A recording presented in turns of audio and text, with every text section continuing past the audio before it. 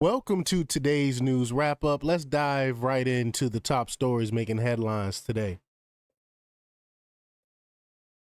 President Trump has announced that he will revoke the national security clearances of 8 additional individuals after stripping Joe Biden of his clearance. His top target is former Secretary of State Anthony Blinken, who Trump accuses of orchestrating a misleading letter before the 2020 election. The other individuals on Trump's list include Manhattan DA Alvin Bragg, New York Attorney General Letitia James, Biden's former National Secretary Advisor Jake Sullivan, Deputy Attorney General Lisa Monaco, Prosecutor Andrew Weissman, lawyer Mark Zaid, and Special Counsel Norm Eason. Trump cites various reasons for targeting these individuals, including handling classified documents and participating in efforts to prosecute him. Elon Musk has announced a halt to FEMA's payments that he suspects might be illegal following Doge's access to the agency's systems. Now, this is exactly why Democrats don't want them looking at this stuff. They might actually uncover fraud and mismanagement like they have been. But Musk did not specify which programs are affected by this pause, which will remain in place until an official review is concluded. Concerns are rising that Trump might act on his pledge to dismantle FEMA, especially after Doge gained access to FEMA's sensitive disaster data. This development comes amid ongoing allegations of FEMA's discriminatory practices against Trump supporters during disaster relief efforts, which I've covered that already. Democratic State Representative Lori Pohutsky from Michigan has undergone sterilization surgery as a form of protest against President Trump. You can't make this up. You can't make this up. But if that's what you want to do, it's okay. You're not producing another liberal progressive. So if that's what you want to do, fine. More conservatives will outnumber these so-called progressive Democrats. She expressed that she did this to avoid navigating a pregnancy in an America influenced by Trump. Again, ridiculous, but I'm all for it if that's what you want to do. Speaking to protesters, she mentioned concerns about future access to contraception. Despite Michigan's constitutional amendment guaranteeing reproductive rights, Pohutsky and some left-wing activists continue to voice their opposition to Trump's policies, citing fears of losing those rights.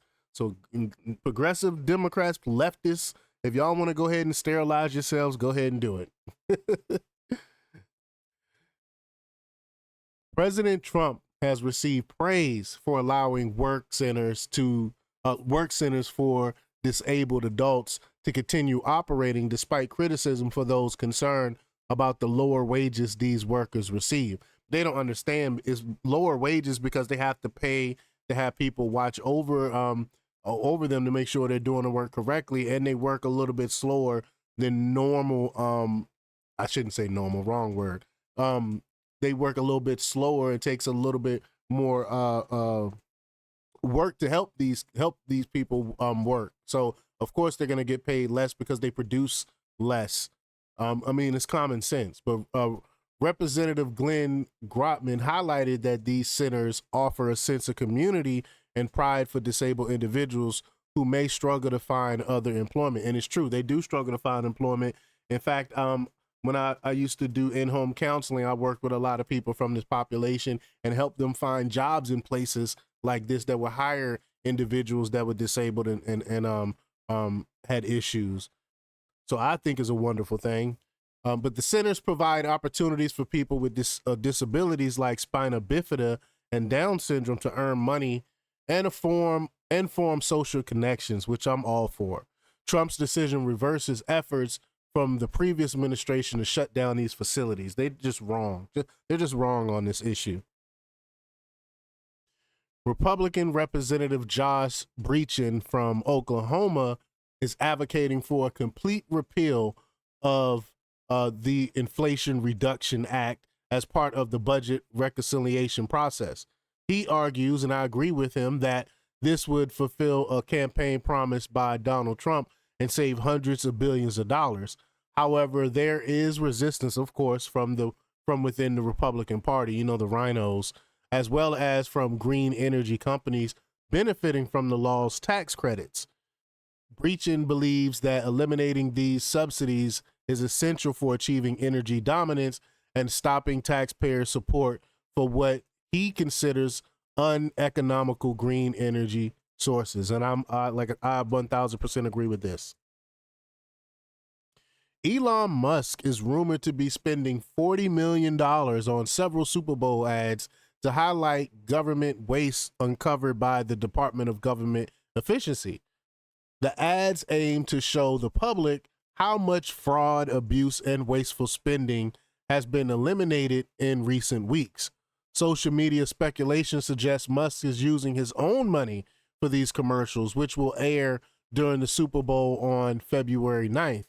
The ads could highlight Doge's achievements in cutting costs at various federal agencies, though Musk has not confirmed these plans. I hope he did it because it just like Trump did when he came and pointed out the trans prison issue during the football game. I don't know, was it last Super Bowl or was it another time? But it was an ad during the game, during the halftime, during the game.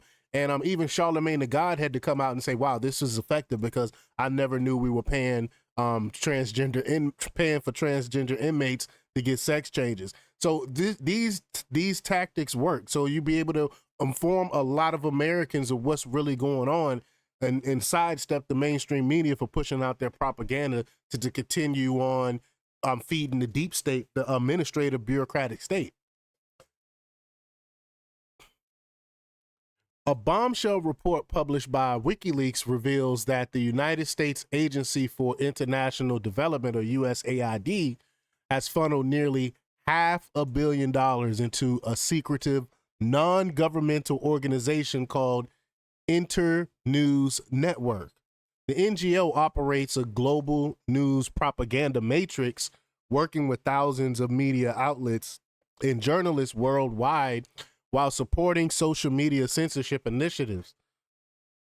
Internews Network's funding has doubled since Trump's first-term victory, as the deep state allegedly poured billions into combating conservative media misinformation, which we know that's exactly what was going on here. The organization is led by Janet Borgault, who has deep ties to the U.S. government and other corporate media outlets. A protest in Los Angeles against President Trump's immigration policies turned violent, resulting in the stabbing of a 17-year-old boy. It's sad. The incident occurred near Gloria Molina Grand Park, and the victim was taken to the hospital with stable vital signs. A suspect, a male between 15 and 18 years old, was detained in connection with the stabbing. While it's unclear if the stabbing was related to the protest, another violent altercation took place nearby, involving a man being beaten by several protesters. Crazy. Police declared the remaining protesters to be involved in an unlawful assembly and dispersed the crowd. That is crazy. A Manhattan-based district judge issued an emergency injunction removing the Secretary of Treasury, it has to be illegal, and blocking political appointees from accessing records within the Treasury Department. The ruling came after multiple state attorneys general filed a lawsuit to prevent Elon Musk and the Department of Government Efficiency from accessing sensitive information. The judge cited cybersecurity risks, which is ridiculous because these are some of the smartest, brightest computer programmers in the country, but cybersecurity risk and the potential for disclosure of confidential information as reasons for the ruling. The injunction is in place until February 14th, 2025, when a full hearing can be held.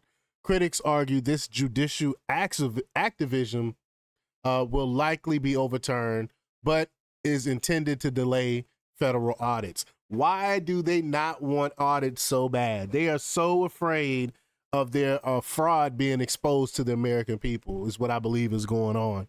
But that's all for today's news wrap up. Stay tuned for more updates, and don't forget to like, comment, share, and subscribe for the latest in news. Until next time, peace.